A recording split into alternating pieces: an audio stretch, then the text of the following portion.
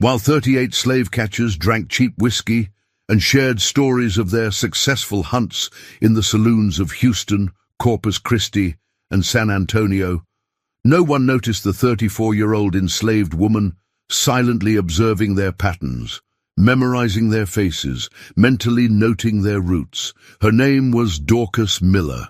She worked as a washerwoman traveling between 3 Texas cities, and during the autumn of 1859, she would transform a silly trick from childhood, something so simple that white men laughed when they first heard about it, into one of the most efficient killing sprees in American slave resistance history.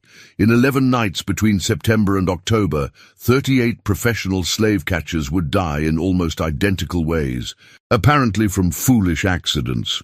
But there was nothing foolish about it. There was only Dorcas Miller, her superior intelligence, her photographic memory for faces and routes, and a profound understanding of something every slave catcher ignored: arrogance kills faster than any poison.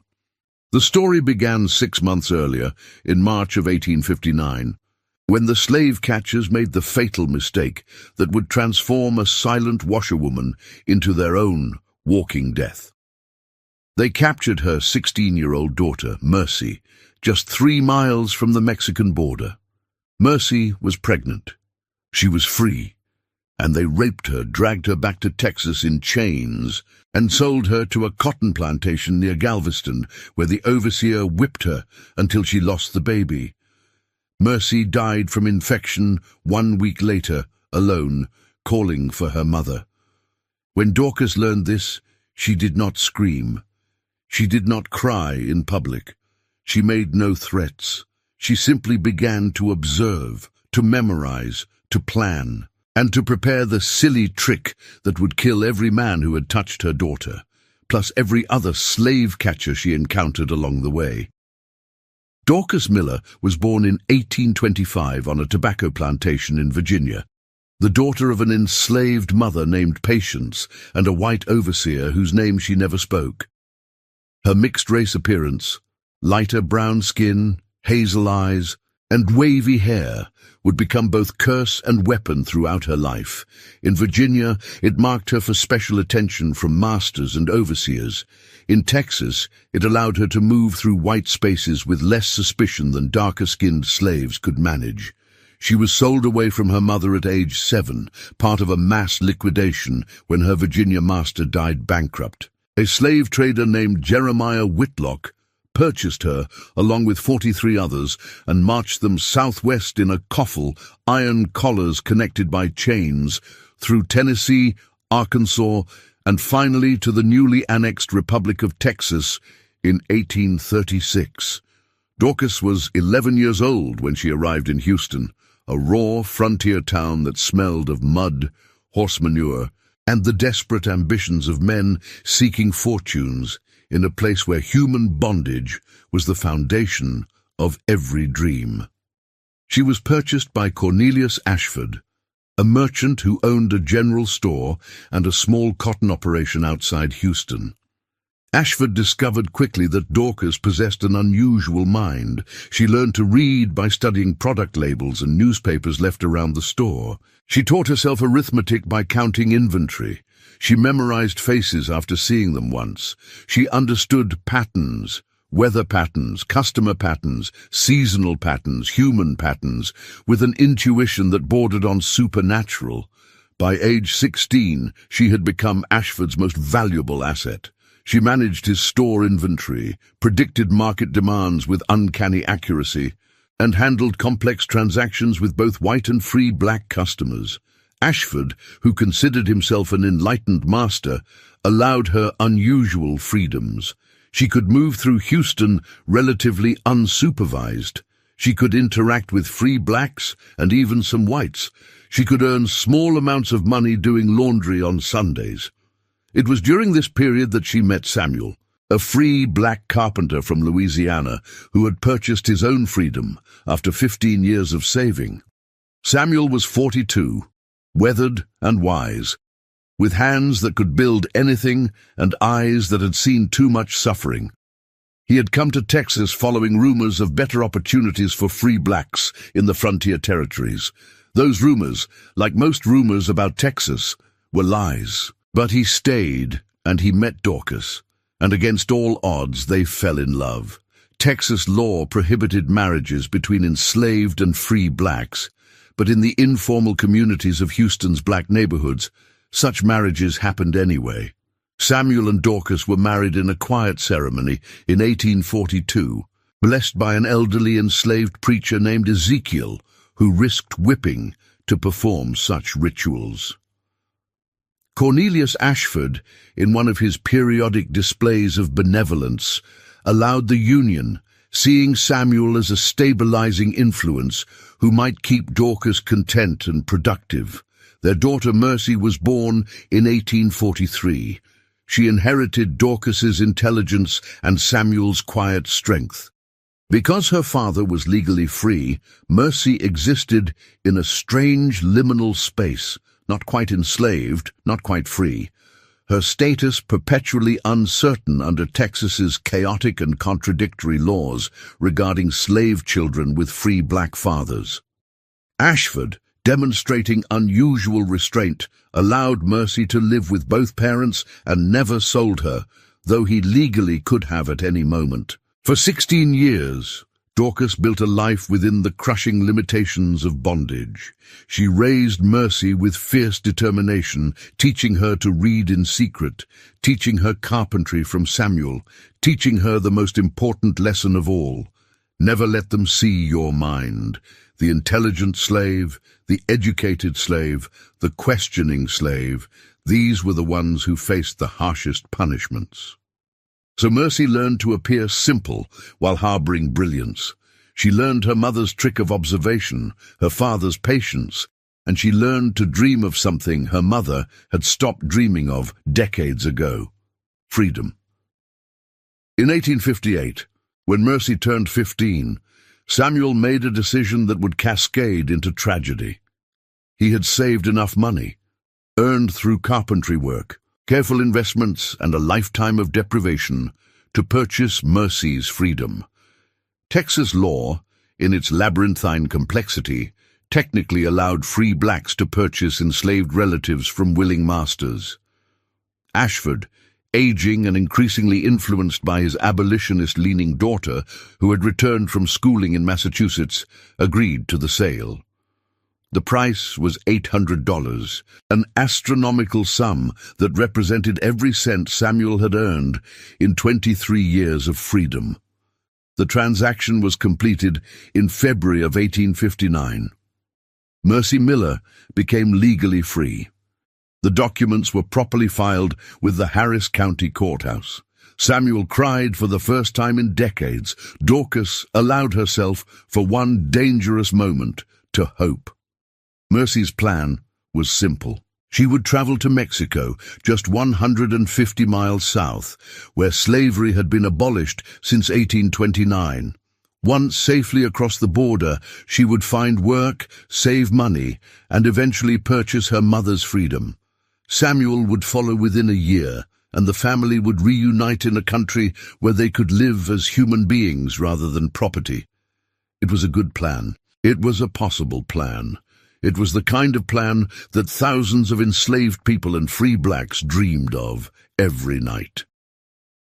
Mercy left Houston on March 3, 1859, accompanied by 2 free black families also heading south.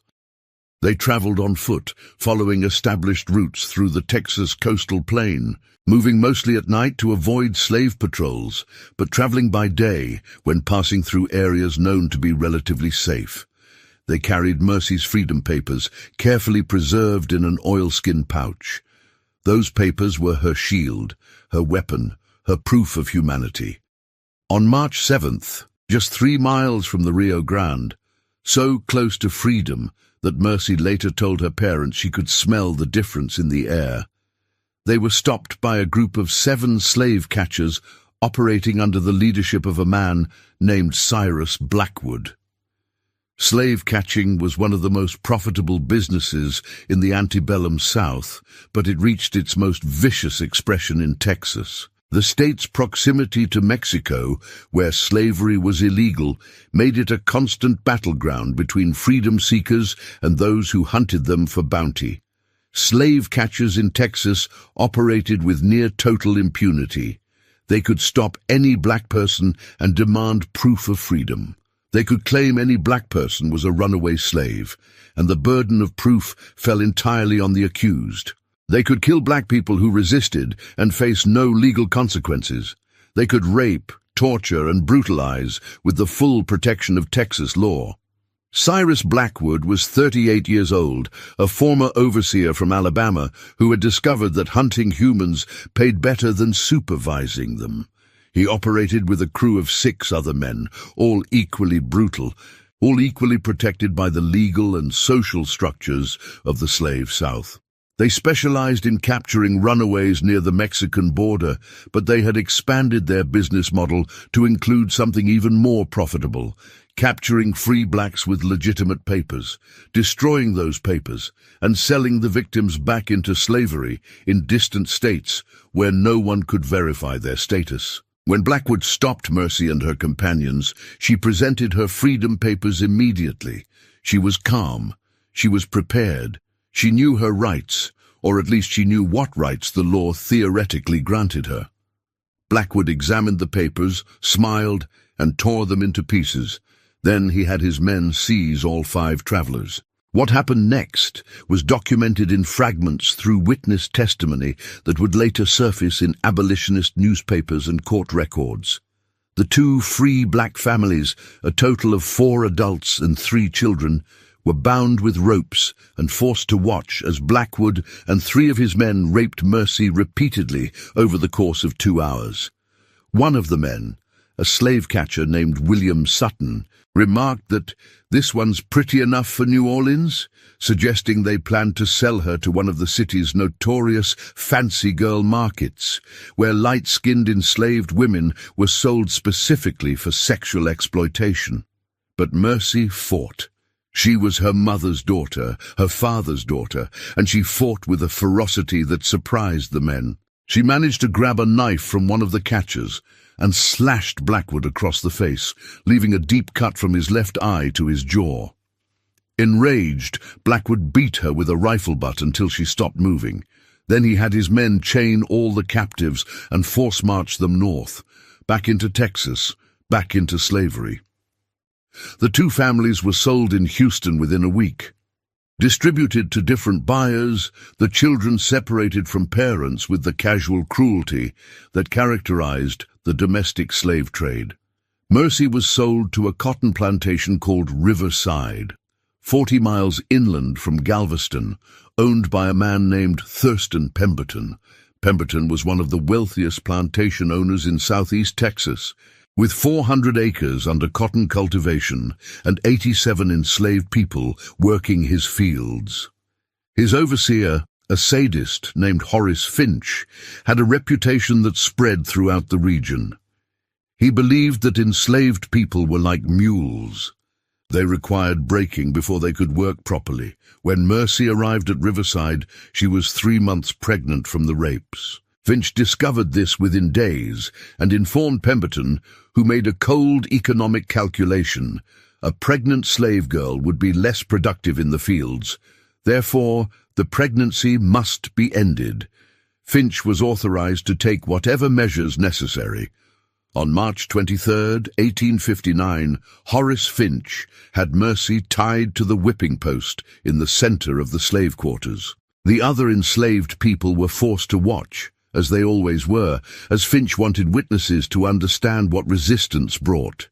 He used a bullwhip, the kind designed for breaking horses, with a 6-foot braided leather lash ending in a metal tip called a cracker. He delivered 40 lashes to Mercy's back, each one delivered with full strength, each one tearing skin and muscle, each one aimed with practiced precision to maximize pain and damage. Mercy lost the baby that night. She hemorrhaged for 3 days. She developed a fever from infection, her wounds turning septic in the filthy conditions of the slave quarters. The plantation had no doctor. Pemberton considered medical care for slaves an unnecessary expense, and the elderly enslaved woman who served as the quarter's healer had only limited supplies of herbs and clean cloth. Mercy Miller died on March 30th, 1859, 27 days after leaving Houston with dreams of freedom, 3 miles from safety, destroyed by men who faced no legal consequences for rape, kidnapping, and murder. She was 16 years old. Her final words, whispered to the healer who sat with her, were, "Tell Mama I'm sorry. Tell Mama I tried." News traveled through the underground networks of enslaved and free black communities with remarkable speed. By April 5th, Samuel had learned his daughter was at Riverside Plantation. By April 8th, he had traveled there and pleaded with Pemberton to see her. Pemberton informed him with casual indifference that the girl had died of fever and been buried in the plantation's slave cemetery, an unmarked plot where dozens of bodies decomposed in shallow graves. Samuel returned to Houston on April 10th and told Dorcas everything he had learned. She listened in complete silence. She did not cry. She did not scream. She did not collapse. She simply sat motionless for 6 hours, and Samuel later told friends that watching Dorcas in those hours was the most terrifying thing he had ever witnessed. Something died in her that day, he said, but something else was born, something cold and calculating and absolutely merciless. The next morning, Dorcas went to work as usual at Cornelius Ashford's store. She smiled at customers, she counted inventory, she appeared completely normal, but inside she was conducting a different kind of inventory, an inventory of slave catchers. Texas, in 1859, had an estimated 200 active slave catchers, but approximately 40 operated regularly in the Houston-Galveston-San Antonio corridor. Dorcas, through her work at Ashford's store and her extensive network in Houston's black community, knew many of them by sight. She knew where they drank, she knew their routes, she knew their patterns, and she knew their weakness, arrogance. Slave catchers believed themselves invincible. They operated with absolute confidence in their legal immunity and their physical dominance. They believed black people, especially enslaved black women, were inferior, helpless, and incapable of strategic thinking. This belief would kill them. Dorcas spent April and May gathering intelligence. She moved through Houston's streets with her usual discretion, but now every interaction had purpose. She listened to slave catchers boasting in saloons about their captures. She noted which catchers traveled alone versus in groups. She learned their schedules, their preferred routes, their habits. She created a mental map of their movements with the same precision she applied to Ashford's inventory. And she remembered a trick from childhood, something so simple that it seemed almost ridiculous. When Dorcas was 8 years old, during the terrible march from Virginia to Texas, an elderly enslaved man named Josiah had taught her and the other children a game to pass the time during their forced journey. The game involved carefully placing small, sharp objects, thorns, broken glass, sharp stones, in patterns along roads. The idea was to create invisible traps that would puncture feet or horse hooves. It was just a game, a way to give children something to focus on besides their suffering. But Josiah, who had been a blacksmith before his enslavement, explained that during the Haitian Revolution, enslaved rebels had used similar tactics to devastating effect, creating fields of concealed sharpened bamboo stakes called devil's thorns that crippled French cavalry and infantry. The trick was deceptively simple. Take a sharp object, position it point up, conceal it in a way that made it invisible in darkness or shadow, and place it somewhere a target would step with full weight. In grass, in mud, in sand, in darkness, the traps were nearly undetectable until it was too late.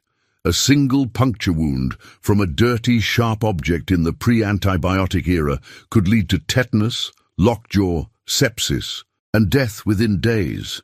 Dorcas began experimenting in June. She collected materials with obsessive care.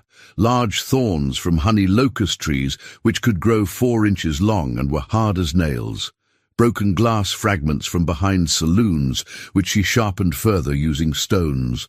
Long iron nails stolen one at a time from Ashford's store. She learned to treat each item with specific substances. She dipped thorns in horse manure, knowing it carried tetanus. She coated glass shards with material from infected wounds that she encountered while washing blood-stained clothes.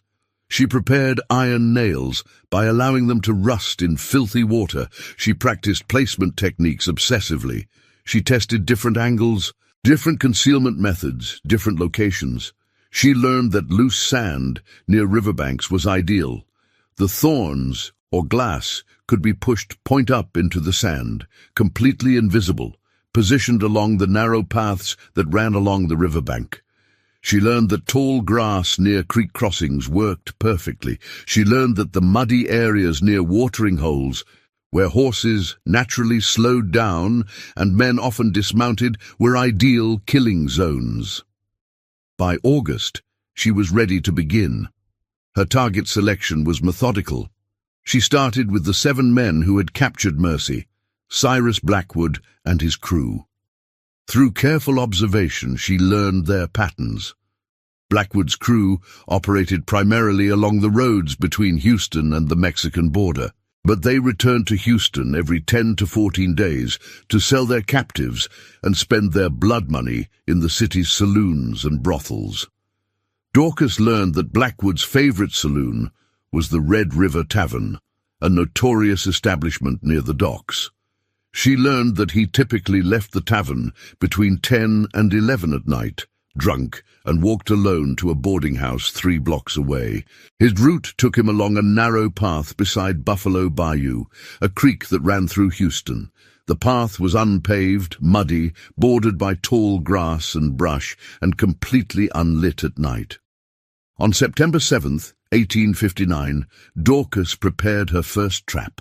She spent 2 hours that afternoon carefully planting 43 honey locust thorns, each 4 inches long, each treated with horse manure and positioned point up in the mud along a 30-foot stretch of the path. She concealed them perfectly, testing each one to ensure it was stable and would not tip over when stepped on. She positioned them in a pattern that was nearly impossible to avoid. Stepping anywhere within a 2-foot-wide band of the path would result in puncture. That night, Cyrus Blackwood left the Red River Tavern at 10:30, drunk on whiskey and arrogant as always. He walked his usual route, alone, in darkness. He stepped onto the trapped section of path and immediately felt the first thorn punch through his boot sole and deep into his foot. He jerked back and stepped on 3 more. He tried to move forward and stepped on 5 more. In the darkness, drunk and confused, he could not see what was happening. He only knew that something was stabbing him repeatedly through his boots. He stumbled off the path and into the bayou, where the water was 4 feet deep and the bottom was soft mud.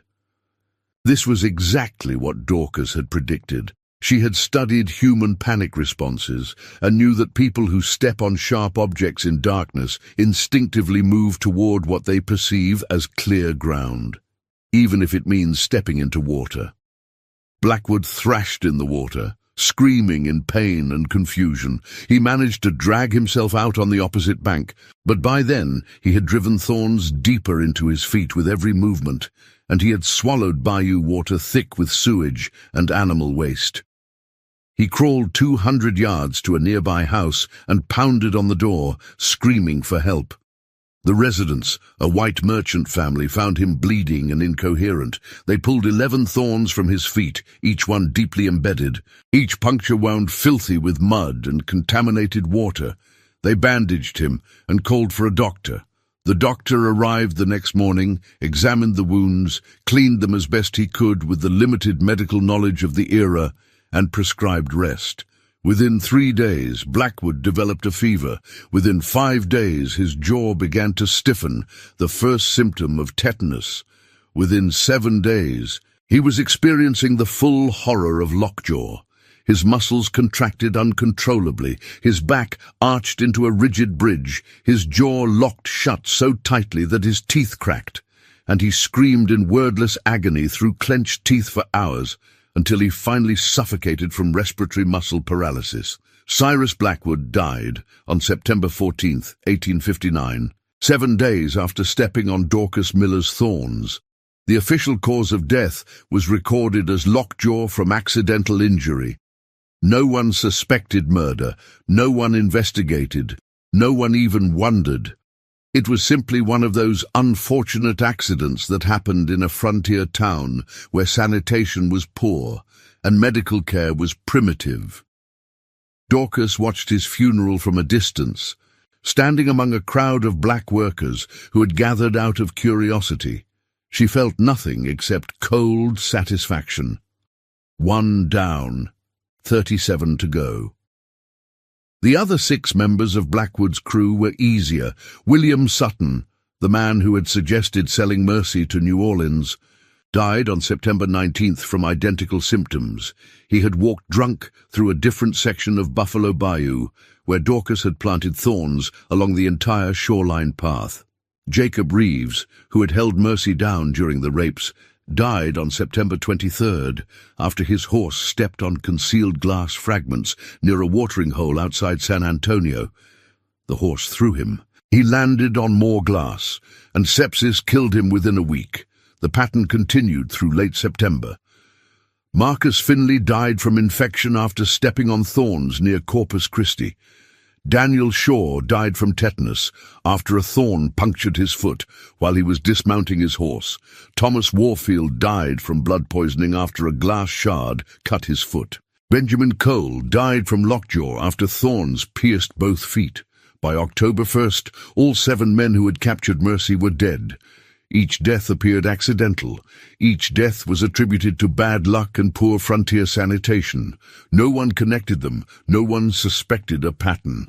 But Dorcas was not finished. She had learned something important during those first 7 killings. Slave catchers talked.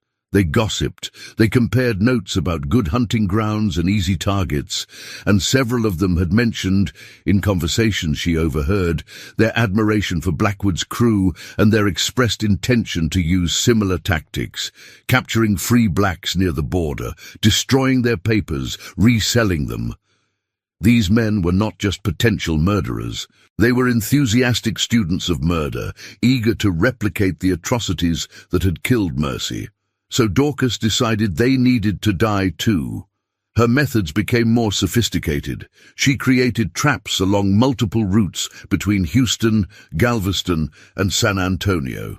She learned to identify slave catchers by their horses, their clothing, their equipment. They had a distinctive look, arrogant and heavily armed. She began targeting them specifically, creating concentrated trap zones in areas where slave catchers frequently traveled, but ordinary travelers rarely went. October became a killing month. 9 more slave catchers died from what appeared to be accidental puncture wounds that led to infection, tetanus, or blood poisoning. The deaths occurred in scattered locations across southeast Texas, always in darkness, always appearing completely accidental. By mid-October, the slave-catching community began to notice. 19 men dead in 6 weeks from similar causes was statistically impossible to ignore. Panic spread through their ranks. Some blamed bad water. Some blamed a curse. Some blamed contaminated whiskey. The more superstitious ones whispered about hoodoo and conjure, about angry spirits of dead slaves seeking vengeance. But no one blamed a 34-year-old enslaved washerwoman, because no one could conceive that such a person was capable of systematic, intelligent, ruthlessly executed revenge. Dorcas continued through late October. She expanded her trap zones to areas farther from Houston, traveling under the pretense of delivering laundry to clients in other towns. She set traps near Galveston, near Beaumont, near Victoria. She killed 12 more men in the last 2 weeks of October. Her tactics evolved with experience. She learned that combining multiple sharp objects in a single trap zone increased lethality. A person who stepped on one thorn and jerked their foot away would inevitably step on 3 more. She learned that placing traps on both sides of narrow paths eliminated escape routes. She learned that traps placed near water sources were most effective because men and horses naturally slowed down and paid less attention to the ground. She also learned something unexpected. She felt no guilt, no remorse, no hesitation. The woman who had raised a daughter with love and hope and dreams was gone. In her place was something colder, something that understood that mercy was a luxury enslaved people could not afford. By November 1st, 31 slave catchers were dead. The surviving ones were terrified. Several abandoned the profession entirely, fleeing to other states or switching to less dangerous work. Others traveled only in large groups, heavily armed, constantly watching the ground. The business of slave catching in southeast Texas ground nearly to a halt. On November 7, 1859, Dorcas claimed her final victims. 7 slave catchers, traveling together for safety, made camp near the Brazos River. Dorcas had followed them for 2 days, observing their routines. She knew that they relieved themselves in a grove of trees 50 yards from camp, always at dawn, usually 1 or 2 at a time. She spent the entire night before their planned departure planting thorns throughout the grove. Hundreds of them, covering every square foot of ground, positioned in the leaves and grass where dawn's weak light would not reveal them. She created a killing field. At dawn, 4 of the men walked into the grove. They stepped on thorns immediately, dozens of thorns, puncturing through their boots and into their feet. They screamed and tried to run back to camp, but every step drove more thorns deeper or landed on new ones. One man fell forward and caught himself with his hands, driving thorns into his palms and wrists. Another man fell backward and landed on thorns that pierced his back and legs through his clothing. The other 3 men in camp ran to help their companions and stepped on thorns themselves.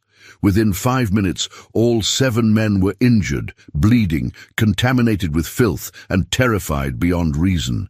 They made it back to Houston 3 days later, fevered and delirious.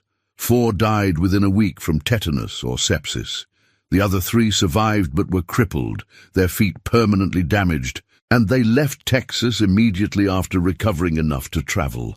38 dead, dozens more crippled or driven from the profession. The slave-catching business in southeast Texas was functionally destroyed for more than a year. And still, no one suspected Dorcas Miller. How could they? She was just an enslaved washerwoman, apparently simple, always smiling, always obedient. The idea that she possessed the intelligence, the strategic thinking, and the absolute ruthlessness to execute a months-long assassination campaign was literally inconceivable to the white supremacist mind. But the black community knew. They did not speak of it openly. That would have meant her death, but they knew. Word spread through the underground networks in whispers and coded spirituals. The washerwoman became a legend in the quarters and kitchens and fields. Stories were told of a woman who had transformed grief into justice, who had weaponized the very assumptions of white supremacy against its enforcers. Samuel knew too, though Dorcas never confirmed it directly. He noticed her nighttime absences. He noticed the careful way she washed certain items of clothing and burned others. He noticed the coldness that had replaced the warmth he had loved. He understood what she had done, and he understood why, and he never asked her to explain because there was nothing to explain.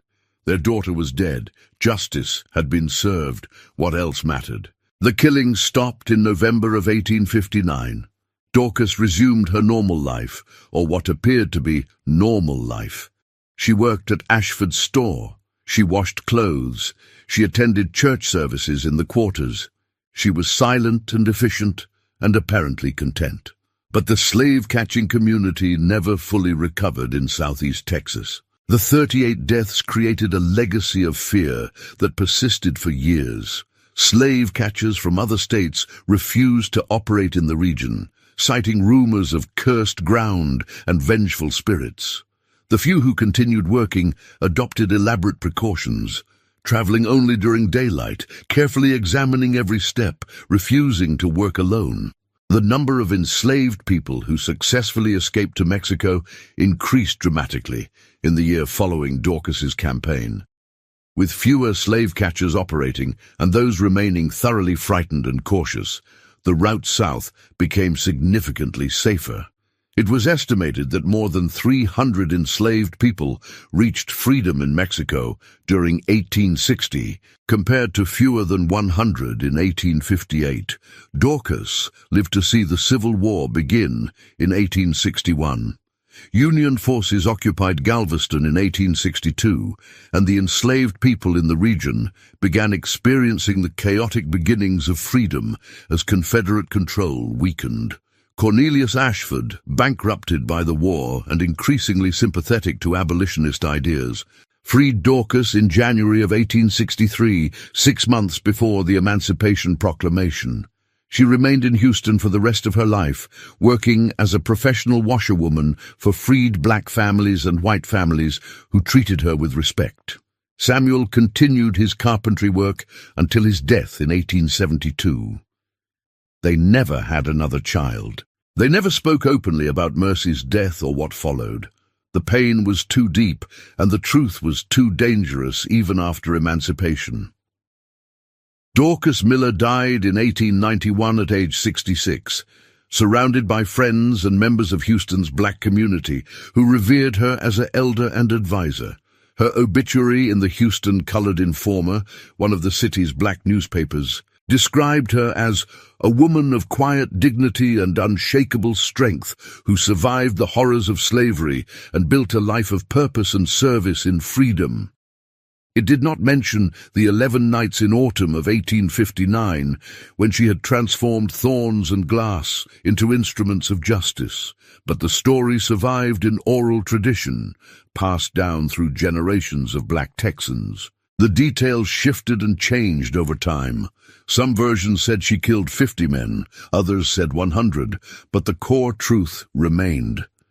An enslaved woman, armed with nothing but intelligence and determination, had systematically destroyed a network of slave catchers and created a corridor of safety for freedom seekers. The story reached wider audiences in the 1930s, when historians conducting interviews with formerly enslaved people as part of the Federal Writers' Project recorded several versions of the tale. These accounts described a washerwoman in Houston who set traps for slave catchers and noted that nobody ever proved nothing, but the killings stopped when she wanted them to stop, and that told you everything you needed to know. Modern historians have attempted to verify the events with mixed results. Death records from Harris County, Texas, show an unusual cluster of fatalities from lockjaw and blood poisoning in autumn of 1859, with at least 23 documented cases among white men described in census records as slave catchers or patrollers. The actual number was likely higher, as many deaths in frontier Texas went unrecorded, especially in rural areas. No direct evidence links these deaths to Dorcas Miller specifically, but the circumstantial evidence is compelling. She lived in Houston during the relevant period. Her daughter Mercy died under circumstances matching the oral tradition. The deaths occurred in locations along routes Dorcas was known to travel, and the killings stopped in November of 1859. Exactly when the oral tradition claims they stopped. Whether Dorcas Miller personally killed 38 slave catchers, or whether she killed fewer, whether she acted alone or had help, whether the story is exactly accurate or somewhat embellished, these questions may never be definitively answered. But the essential truth of the story is indisputable. During the autumn of 1859, a wave of deaths swept through the slave-catching community in southeast Texas. The deaths appeared accidental, but followed suspicious patterns, and the killings terrorized slave catchers so effectively that their business was crippled for years. And in the quarters and kitchens and fields where enslaved people whispered stories of resistance, everyone knew who was responsible. They knew that a woman named Dorcas had loved her daughter, had lost her daughter to unspeakable violence, and had responded with calculated, methodical, absolutely effective revenge. They knew that she had used this silly trick of concealed sharp objects, something so simple that white people laughed when they heard about it, to kill dozens of armed men who believed themselves invincible. The story of Dorcas Miller belongs to a larger pattern in the history of American slavery. The pattern of enslaved people using the assumptions of white supremacy as weapons against their oppressors. White slaveholders believed enslaved people were intellectually inferior, incapable of strategic thinking, and too fearful to resist. These beliefs created blind spots that intelligent, determined enslaved people exploited with devastating effectiveness. Dorcas understood that slave catchers would never suspect the enslaved washerwoman of murder, because their entire worldview prevented them from recognizing her as a threat. She understood that accidental deaths from infection and tetanus would not trigger investigations because frontier medicine was so primitive that such deaths were common. She understood that the very simplicity of her method, thorns and glass placed on the ground, would seem too crude to be considered a weapon. She was right. For 11 nights in 1859, she killed with near total impunity, and even after 38 men were dead, no one suspected her. The slave catchers blamed curses, bad water, contaminated whiskey, anything except the obvious truth that someone was hunting them as methodically as they had hunted black people. This is what makes Dorcas Miller's story both inspiring and deeply tragic. Inspiring because it demonstrates the incredible resilience, intelligence and courage of enslaved people who refused to accept their dehumanization. Tragic because her brilliance and determination were forged in the furnace of unimaginable grief, and because the justice she achieved came at the cost of her own humanity. The woman who killed 38 men was not the same woman who had raised mercy with love and hope. Something fundamental broke in Dorcas when her daughter died. The capacity for mercy, for forgiveness, for hope. These were luxuries that required safety, and enslaved people had no safety. So Dorcas became what she needed to become, a killer who felt no remorse, a strategist who planned murders with the same precision she applied to inventory management, a ghost who moved through white spaces invisible and lethal. If you feel rage right now, you should. If you feel satisfaction at the deaths of 38 slave catchers, that satisfaction is understandable. But you should also feel the tragedy that a mother's love was transformed into a weapon, that intelligence and creativity were channeled into killing, that justice could only be achieved through methods that would have been unnecessary in a just society. This is the legacy of slavery in America. It did not just steal labor and freedom. It stole futures. It stole possibilities. It stole the chance for brilliant people like Dorcas Miller to use their gifts for creation rather than destruction.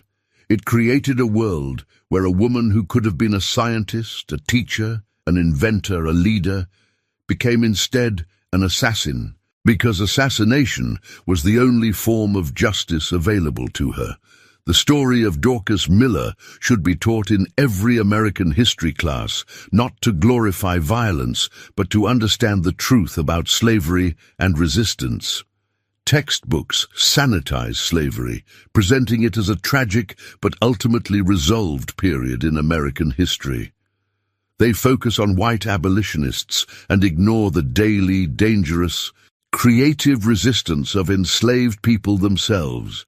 They present enslaved people as passive victims waiting for white saviors, rather than as active agents fighting for their own liberation. Dorcas Miller was not waiting for a white savior. She was the savior, the judge, the executioner. She looked at a system of oppression that had murdered her daughter and concluded correctly that legal justice was impossible. So she created her own justice, and in doing so, she saved hundreds of lives by making the escape routes to Mexico safer. Her story challenges comfortable narratives about nonviolent resistance and moral high ground. Dorcas did not turn the other cheek. She did not forgive her enemies. She did not wait for legal reforms or changed hearts. She identified the men who had destroyed her family, and she killed them efficiently and without mercy. Was this morally justified? That question has no simple answer. What we can say definitively is that it was effective, and that effectiveness mattered to the 300 enslaved people who reached freedom in Mexico because slave catchers were too frightened to pursue them. The silly trick that Dorcas used, concealed sharp objects, seems almost absurdly simple compared to the elaborate plots and weapons we associate with effective violence. But this simplicity was its greatest strength. Thorns and glass required no special skills to create, no suspicious purchases, no incriminating evidence. The traps left no fingerprints, no witnesses, no clear causation. Even if someone had suspected murder, proving it would have been impossible with the forensic science of the 1850s. This is a crucial lesson about resistance. The most effective methods are often the simplest, the least obvious, the ones that powerful people dismiss as too crude to matter. Slave catchers carried guns and knives and operated under the protection of law, but they died from thorns in the dark. All their weapons and legal immunity were useless against an opponent they could not see, could not anticipate, and would not have recognized as an opponent if she had been standing directly in front of them. Dorcas Miller stood in front of them constantly. She washed their clothes. She sold them supplies at Ashford's store. She smiled and appeared simple and was always polite. And they never saw her, never understood what she was, never recognized the intelligence and rage that moved behind her carefully constructed mask of obedience. This invisibility was both her weapon and her tragedy. To survive as an enslaved person with intelligence meant hiding that intelligence every moment of every day. It meant appearing less capable than you were, accepting disrespect without reaction, enduring daily humiliations that would destroy a person in free society. The psychological cost of this constant performance was immense, and it was a cost paid by millions of enslaved people throughout the history of American slavery. When we remember Dorcas Miller, we should remember not just her courage and effectiveness as a killer, but the lifetime of performance that taught her how to be invisible, and the unspeakable grief that finally made that invisibility into a weapon. We should remember Mercy, the 16-year-old girl who died 3 miles from freedom calling for her mother. We should remember the $800, 23 years of Samuel's freedom spent to purchase papers that were torn up by men who faced no consequences. We should remember the thousands of other Mercies whose names we will never know, whose stories were never recorded, who died in the machinery of slavery while the nation that proclaimed all men are created equal looked away. And we should recognize that Dorcas Miller's story is not ancient history. She died in 1891, just 134 years ago. People alive today had grandparents who could have met her. The structures of oppression she fought against, white supremacy, legal immunity for violence against black people, the presumption of black inferiority, did not end with slavery. They evolved, adapted, and persist in modified forms today. Mass incarceration, police brutality, economic inequality, voter suppression, these are not separate issues from slavery, but rather its descendants, its legacy, its continued manifestation in American society. When we honor Dorcas Miller's resistance, we should also recognize that the fight she waged is not over. The tactics have changed. The legal frameworks have evolved, but the fundamental battle for black liberation and equality continues. What would Dorcas Miller think of America in 2025? Would she be proud of the progress made? Would she be frustrated by how much has not changed? Would she be angry that her brilliant, determined, ruthless resistance had to happen at all? All of these, probably. And she would likely tell us that remembering is not enough, that honoring the dead requires continuing their fight, adapting their courage and intelligence to the battles of our own time. The 11 nights in autumn of 1859, when Dorcas Miller transformed thorns into instruments of justice, represent a moment when an enslaved woman looked at an impossible situation and refused to accept impossibility. She saw men who believed themselves untouchable, and she touched them with thorns and glass, and the patient, methodical application of intelligence to the problem of killing 38 people without being caught. She succeeded completely. She killed them all. She was never caught, never charged, never punished. She lived 59 years as a free woman, respected in her community, honored as an elder. Justice of a sort was achieved, but let us never forget the cost. Let us never romanticize the necessity that transformed a mother into a mass murderer. Let us never celebrate violence without acknowledging that Dorcas Miller's brilliance and courage should have been applied to building rather than destroying, to teaching rather than killing, to living rather than surviving. The fact that she had to kill to protect her community is not a testament to her strength, though she was strong. It is a testament to the absolute moral bankruptcy of the society that made such violence necessary. It is an indictment of every white person who participated in or benefited from slavery. It is evidence of America's original sin and its continuing consequences. Remember Dorcas Miller. Tell her story, honor her courage, but also remember why her courage was necessary, and commit yourself to building a world where no mother ever again has to watch her daughter die 3 miles from freedom, and no woman ever again has to transform love into death, because death is the only justice available. The thorns are still there, invisible in the grass, waiting. Not literal thorns, Dorcas Miller's traps have long since decayed, but metaphorical ones, the thorns of unresolved injustice, historical trauma, and structural racism. They puncture our society in ways we often cannot see until we step on them and feel the wound. Perhaps the real legacy of Dorcas Miller is not the 38 slave catchers she killed, but the question she forces us to answer. What are we doing to remove the thorns? What are we doing to ensure that the desperate acts of resistance she embodied become unnecessary? What are we building to honor the dead and protect the living?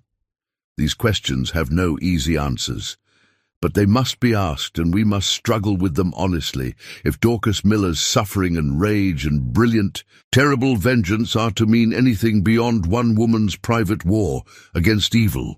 11 nights in Texas, 38 dead, one mother's justice. Remember it, learn from it, and never, ever forget that it should not have had to happen at all.